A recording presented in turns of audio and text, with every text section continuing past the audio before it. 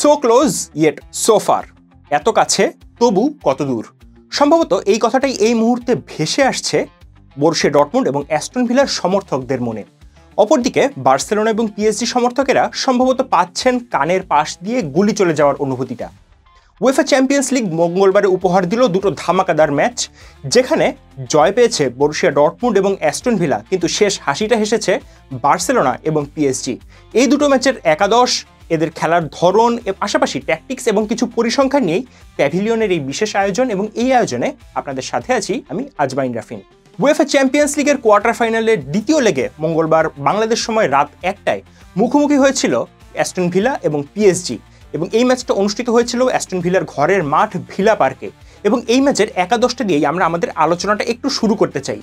এই ম্যাচে যদি আমরা অ্যাস্টন ভিলার একাদশটা দেখি, বিশেষ করে প্রথম লেগে 3-1 ব্যবধানে হেরে যাওয়ার পরে উনাই এমেরি তার দলটাকে সাজিয়েছিলেন অনেকটা এভাবে, যেখানে গোলরক্ষক অবশ্যই এমিলিয়ানো মার্তিনেজ, তার সামনে 4 জন ডিফেন্ডারকে তিনি রেখেছিলেন, এবং আমরা দেখেছি সেখানে ম্যাটি ক্যাশ, কনসা, পাউ তোরেস এবং লুকাস দিনিয়েকে খেলতে। তাদের সামনে আমরা দেখেছি ওনানা, কামারা এবং টিয়েলেমেন্সকে খেলতে। এর পাশাপাশি আমরা রাশফোর্ড, রজার্স এবং ম্যাকগিনকে দেখেছি। তবে কাগজে কলমে এই ফরমেশনটা 4-2-3-1 হলেও অনেক ক্ষেত্রেই আমরা দেখছিলাম যে 4-4-2 বা 4-4-1-1 অনেকটা এমন হয়ে যাচ্ছিল এই অ্যাস্টন ভিলার ফরমেশনটা। অপরদিকে আমরা একটু পিএসজির দিকে যদি এই মুহূর্তে আসি, সেক্ষেত্রে পিএসজির একাদশে খুব একটা পরিবর্তন ছিল না। মার্কিনিয়স এই ম্যাচে ফিরেছিলেন, পাশাপাশি দেশিয়ে দৌয়ের পরিবর্তে এই ম্যাচে একাদশে ছিলেন ব্র্যাডলি বারকোলা। বলে রাখা ভালো যে পিএসজির আক্রমণ ভাগ যথেষ্ট ভালো, এবং এই কারণে তাদের কিন্তু সেই অপশনগুলো রয়েছে তাদের পর্যাপ্ত পরিমাণে চেঞ্জ করার। আমরা যদি তাদের একাদশের দিকে একটু তাকাই, সেক্ষেত্রে দোনারুমা অবশ্যই ছিলেন গোলরক্ষক হিসেবে, তার সামনে ফুলব্যাক হিসেবে হাকিমি এবং মেন্দেস, 2 সেন্টার ব্যাক মার্কিনিয়স এবং পাচো। এর সামনে আমরা যদি পিএসজির বদলে যাওয়া মিডফিল্ডের কথাটাই বলি, সেক্ষেত্রে ছিলেন জোয়াও নেভেস, ভিতিনহা এবং ফ্যাবিন রুইস, পাশাপাশি ছিলেন কাভারাৎসখেলিয়া, ডেমবেলে এবং বারকোলা। এই একাদশটা নিয়েই দুটো দল মাঠে নেমেছিল, যেখানে একটা দারুণ লড়াইয়ের জন্য আমরা অপেক্ষা করছিলাম, যে লড়াইটা হওয়ার কথা উনাই এমেরি এবং লুইস এনরিকের মধ্যে। এবং আমরা ম্যাচের প্রিভিউতেও যেমনটা বলেছিলাম যে এই দুই কোচের মধ্যে একটা চমৎকার আমরা ব্যাটেল কিন্তু এর আগেও লক্ষ্য করেছি, যেখানে কামব্যাকের গল্পটাও কিন্তু লিখেছিলেন লুইস এনরিকে। তবে এক্ষেত্রে তিনি কিন্তু অনেকটা হয়ে যেতে পারেন কামব্যাকের শিকার, এবং রিসিভিং এন্ডে তার থাকার একটা সম্ভাবনা তৈরি হয়েছিল। তবে ম্যাচের শুরুটা পিএসজি খুব ভালোভাবে করে, এবং 11তম মিনিটেই আমরা দেখলাম আশরাফ হাকিমি, যিনি পিএসজির একজন ফুলব্যাক, তারই একটা গোলে পিএসজি এগিয়ে যায়। তবে সেই গোলের ক্ষেত্রে আমরা যদি একটু দেখি, সেই গোলটার ক্ষেত্রে একটা ভালো অবদান ছিল অবশ্যই উইঙ্গার ব্র্যাডলি বারকোলার, যিনি বাম পাশ থেকেই শুরু করেছিলেন খেলাটা, এবং চমৎকার একটা রান নিয়ে তিনি চলে এসেছিলেন এই অ্যাস্টন ভিলার বক্সের বেশ কাছে। এবং তিনি যখনই একটা ক্রস করেছিলেন, ইনফ্যাক্ট একটা কাটব্যাকের মতো করেই তিনি করেছিলেন, তখনই এমিলিয়ানো মার্তিনেজ এসে চেষ্টা করেছিলেন সামনে এসে বলটাকে তিনি রুখে দেওয়ার জন্য। তবে সেই সময় তার ডিফেন্ডারদের সাথে তার একটা ভুল বোঝাবুঝি হয়, এবং পাউ তোরেস তিনি বলটা ক্লিয়ার করতে যেয়ে তিনি এমি মার্তিনেজের সাথে একটা ছোটোখাটো সংঘর্ষই করে ফেলেন, যেখানে মার্তিনেজের হাত থেকে বলটা ছুটে চলে যায় এবং সরাসরি চলে যায় এই সামনে চলে থাকা হাকিমির কাছে, এবং হাকিমি বলটাকে টপ কর্নারের জালে জড়িয়ে দিতে একেবারেই ভুল করেননি, এবং ম্যাচের মাত্র 11 মিনিটের মাথায় অ্যাগ্রিগেটে 4-1 ব্যবধানের একটা লিড পেয়ে যায় পিএসজি, এবং এই লিডটা আরও একটু বেড়ে যায় ম্যাচের 27তম মিনিটে, এবং সে সময় গোল করেন পিএসজিরই আরেক ফুলব্যাক নুনো মেন্দেস। এবং সেই গোলের ক্ষেত্রেও আমরা যদি বলি, একটা কুইক কাউন্টার অ্যাটাক, যে কাউন্টার অ্যাটাকটা শুরু করেছিলেন ওসমান ডেম্বেলে, যিনি এক্ষেত্রে আমরা নাম্বার 9 হিসেবে তাকে দেখলেও আমরা জানি যে পিএসজির ফুলব্যাকরা, ইনফ্যাক্ট তাদের যে উইঙ্গাররা, তারা কিন্তু জায়গা পরিবর্তন করতে থাকেন প্রতিনিয়ত, এবং কাভারাৎসখেলিয়া, ডেম্বেলে এবং তার সাথে বারকোলা, এই তিনজনই তাদের জায়গা প্রতিনিয়ত পরিবর্তন করেন।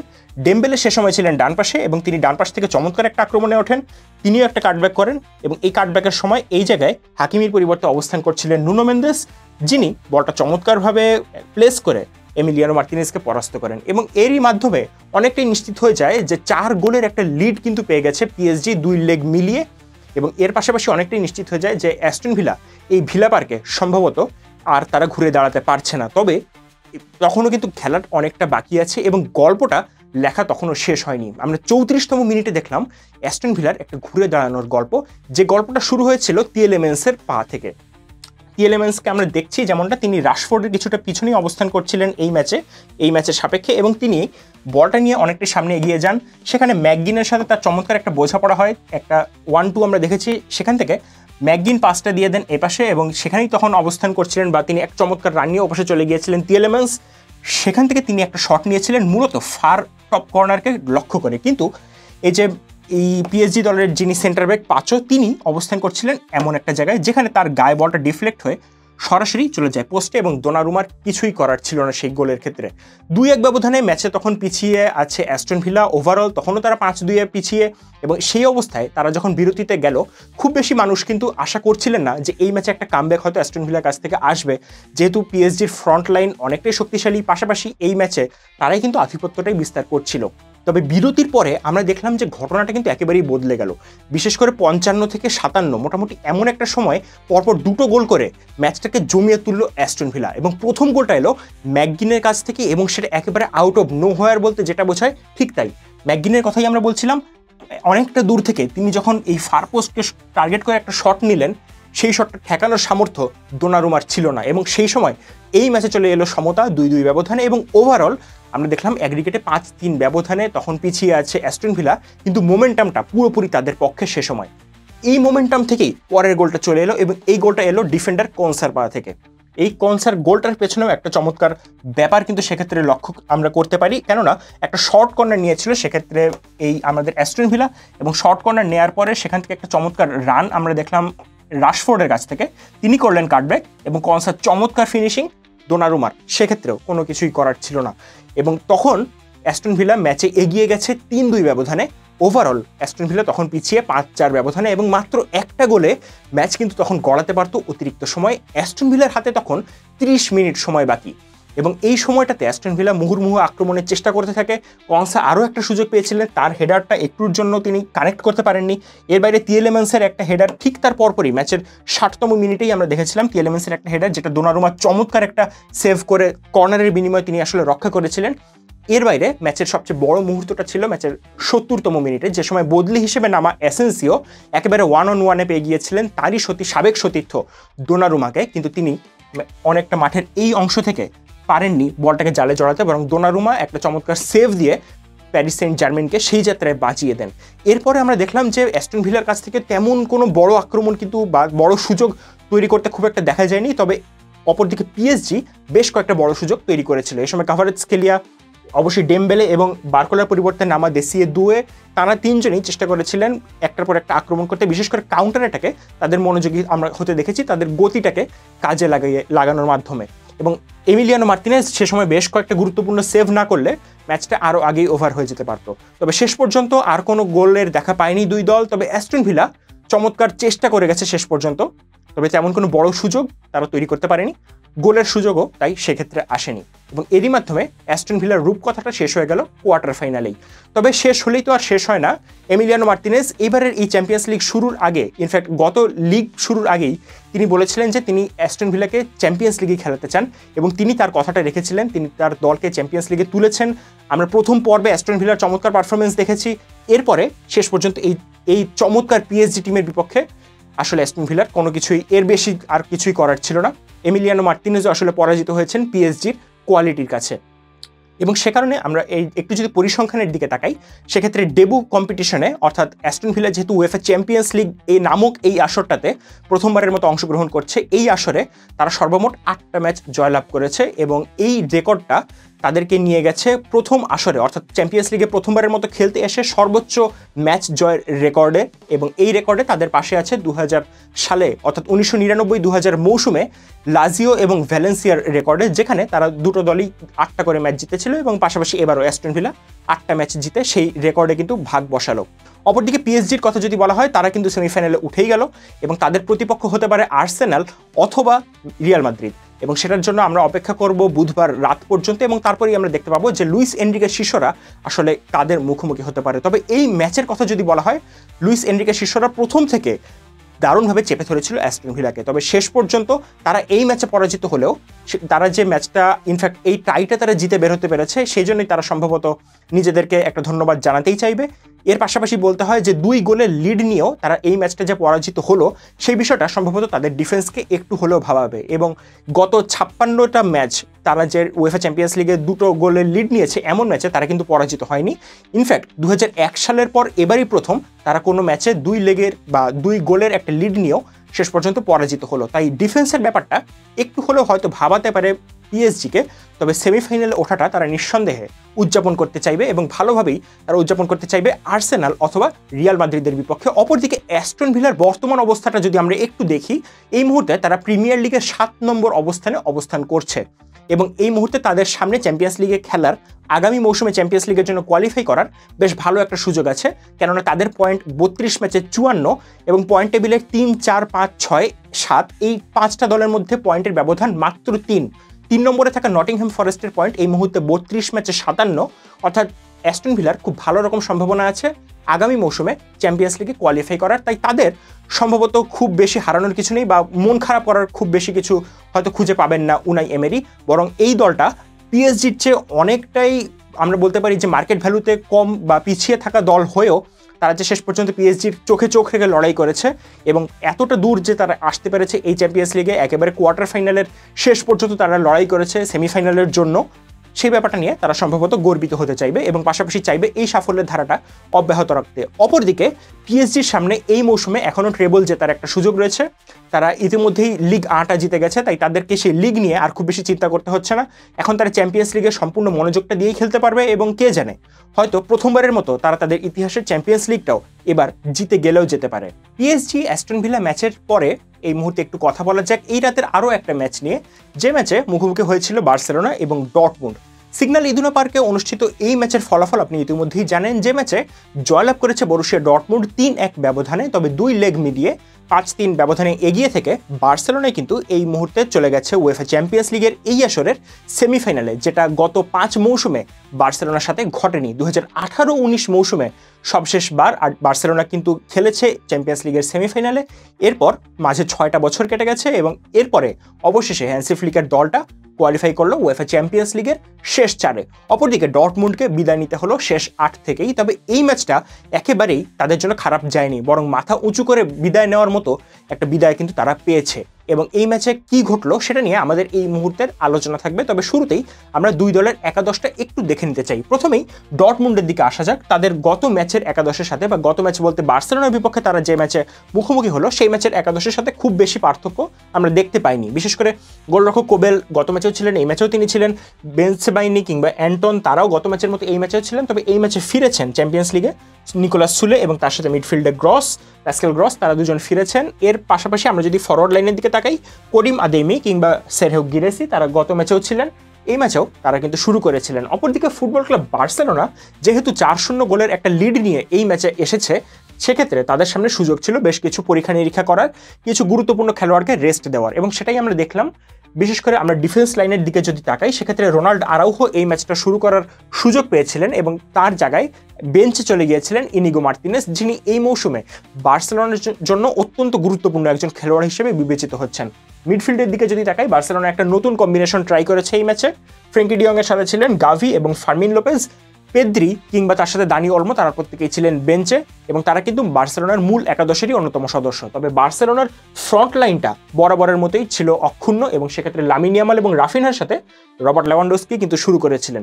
তবে বার্সেলোনার আরও একটা চেঞ্জ এই ম্যাচে করতেই হয়েছিল, ফোর্সড চেঞ্জ আমরা বলতেই পারি এইটাকে, বিশেষ করে লেফট ব্যাক।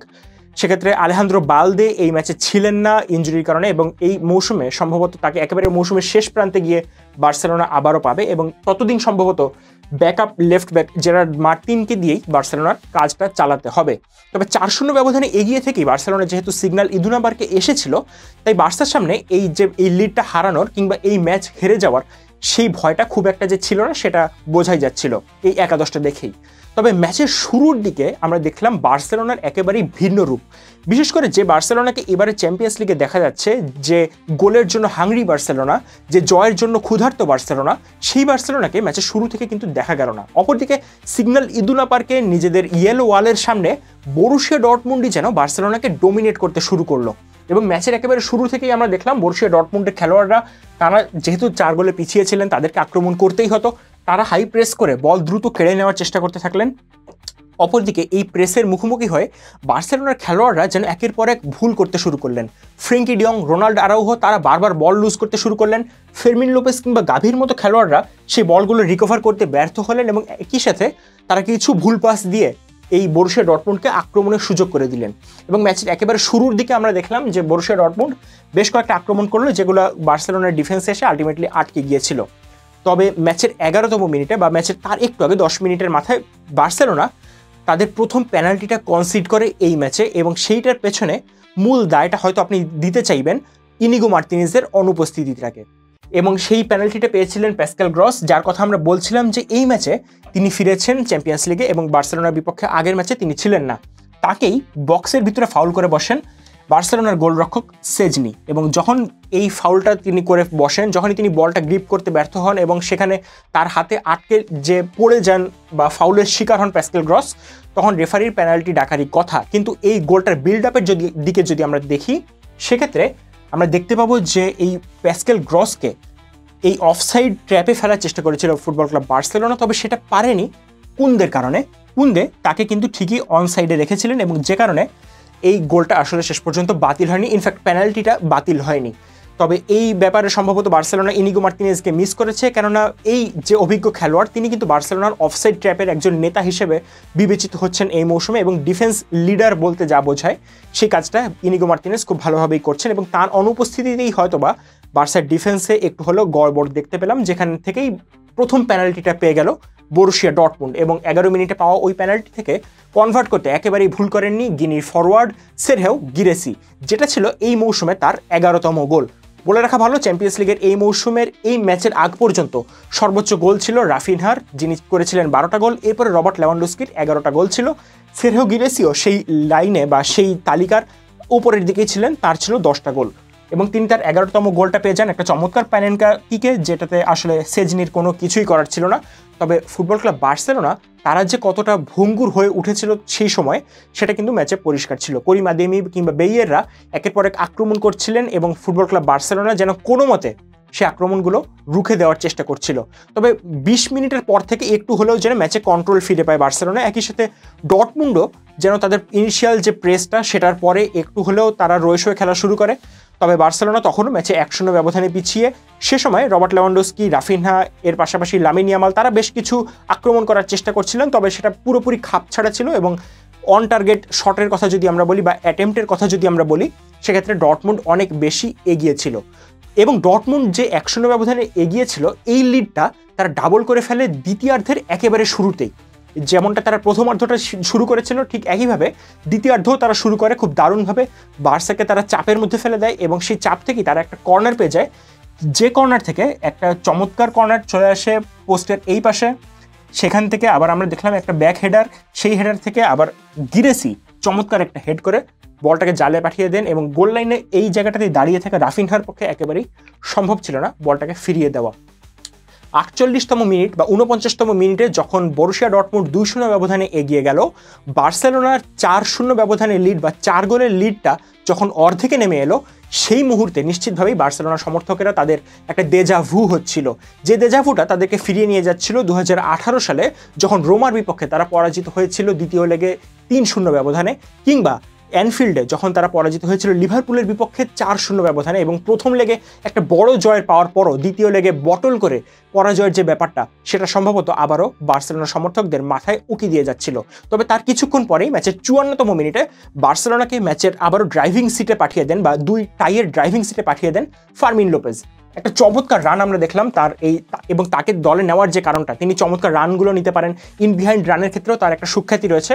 তিনি চমৎকার একটা রান নিয়ে একদম ওই পোস্টের এই পাশে চলে আসলেন, এবং সেখান থেকে তার চমৎকার একটা কাটব্যাক ছিল। রবার্ট লেভানডস্কি অবস্থান করছিলেন বক্সের ভেতরেই, তবে তার পর্যন্ত বলটা আসলে যেতে পারেনি। তার আগেই বেনসেবাইনি তার পায়ে লেগে বলটা চলে আসে পোস্টে, এবং সেক্ষেত্রে গোলরক্ষক কোবেলের কোনো কিছুই করার ছিল না। এরকম ডিফ্লেকশনের ক্ষেত্রে কোনো কিছুই আসলে করার থাকে না গোলরক্ষকের। এবং বার্সেলোনা ম্যাচে তখন 2-1 ব্যবধানে পিছিয়ে থাকলেও ওভারঅল 5-2 ব্যবধানে তারা লিডে থাকে, অর্থাৎ 3 গোলের লিডটা তারা পুনঃস্থাপন করে। তবে এরপরেও আমরা দেখতে পাই যে পেদ্রি কিছুক্ষণ পরেই মাঠে নামেন, এবং মিডফিল্ডের কন্ট্রোলটাও বার্সেলোনা সেই সময় স্থাপন করে। এবং এর পাশাপাশি ডর্টমুন্ডেরও আক্রমণের ধার তত বেশি ছিল না, যদিও তার কিছুক্ষণ পরে ম্যাচের একেবারে 70 মিনিটের পরে গিয়ে তারা তাদের গোল যে ট্যালি, সেখানে আরও একটা সংখ্যা কিন্তু যোগ করে ফেলে, এবং সেইটার ক্ষেত্রেও অবদানটা আমরা দেখেছিলাম সেরহিও গিরেসির। এবং সেক্ষেত্রে বেনসেবাইনিরকেও আপনি একটা অবদান দিতে চাইবেন, কেননা চমৎকার একটা রান তার ছিল এই বার্সেলোনার এই ডান পাশটা দিয়ে, এবং সেখান থেকে যখন তিনি আক্রমণটা করেছিলেন জেরার্ড মার্টিনের সামনে হয়তো প্রথমে একটা সুযোগ ছিল তাকে আটকানোর, তিনি আটকাতে পারেননি। পরবর্তীতে আমরা দেখলাম যে এখানে একটা ডিফ্লেকশন ছিল যেখানে আরাউহোর সামনে বল ক্লিয়ার করার সুযোগ ছিল, তিনিও বলটা আসলে একেবারে তুলে দেন সেক্ষেত্রে থাকা সারহিও গিরেসির পায়ে, এবং গিরেসি সেখান থেকে বলটা জালে জড়াতে একেবারেই ভুল করেননি। সব মিলিয়ে সারহিও গিরেসি এই যে হ্যাট্রিকটা সেটা তিনি পেয়ে যান, এবং বরুসিয়া ডর্টমুন্ডের হয়ে চ্যাম্পিয়ন্স লিগে এটা তার প্রথম হ্যাট্রিক, এবং কোনো খেলোয়াড়ের ডর্টমুন্ডের জার্সিতে এটা চতুর্থ হ্যাট্রিক আমরা দেখলাম এই ম্যাচেই। এবং এর আগে ডর্টমুন্ডের হয়ে চ্যাম্পিয়ন্স লিগের হ্যাট্রিক করার যে রেকর্ডটা সেটা রয়েছে রবার্ট লেভানডস্কির, সেটা রয়েছে পিয়েরে এমেরিক অবামেয়াংয়ের এবং করিম আদেমির, এবং এই তালিকায় চতুর্থ হিসেবে নিজের নামটা তুলে ফেললেন সারহিও গিরেসি। ম্যাচের বাকিটা সময় বার্সেলোনা কিছুটা হয়তো নার্ভাস ছিল, কিছু কিছু ভুলের তারা সুযোগ হয়েছিল, বা তারা আসলে গোল যে হজম করার পরিস্থিতি সেটাও তারা তৈরি করে ফেলেছিল, তবে আসলে শেষ পর্যন্ত গোলটা তাদেরকে হজম করতে হয়নি। সৌভাগ্য কিছু ক্ষেত্রে তাদের বলা যেতেই পারে, এবং এরই মাধ্যমে তারা কিন্তু কোয়ালিফাই করলো চ্যাম্পিয়ন্স লিগের শেষ 4-এ। তবে এক্ষেত্রে বলে রাখতে হবে যে গোলরক্ষক সেজনি এই ম্যাচেও বেশ ভালো পারফরমেন্স করেছে।